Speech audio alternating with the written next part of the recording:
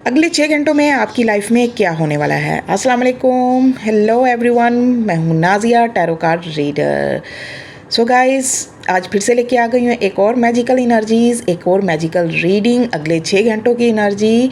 इसलिए मेरी magical energy से कनेक्ट करने के लिए फटाफट से पहले तो वीडियो को लाइक कर लें। सो ब्यूटीफुल, बहुत ही खूबसूरत एनर्जीज निकल कर आ रही हैं अगले 6 घंटों की। बहुत खूबसूरत और पॉजिटिव चेंज आ रहा है। बहुत अच्छे रहने वाले हैं आपके अगले 6 घंटे। जैसे कि वर्ल्ड की एनर्जी निकल कर आई है, तो आपकी लाइफ का एक साइकिल मुकम्मल हो रहा है। जैसे कोई मामला, सोच, इंतज़ार या सूरत हाल अपने एंड की तरफ जा रही है। अगले चंद घंटों में आपको ऐसा महसूस होगा कि जैसे कोई चीज़ क्लोज़र की तरफ जा रही है।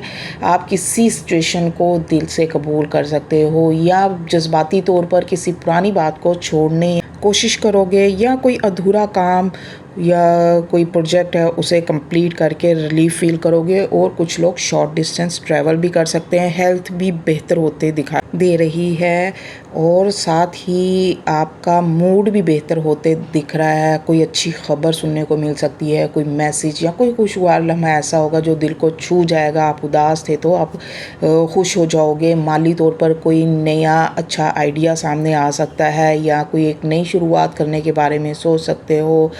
ज़हनी सुकून मिलेगा और इमोशनल हीलिंग होते हुए दिखाई दे रही है। बहुत खूबसूरत एनर्जी है गाइस। इस पॉजिटिव एनर्जी को क्लेम करने के लिए कमेंट में आई एम ब्लेस्ड टाइप करें माय डियर फ्रेंड्स।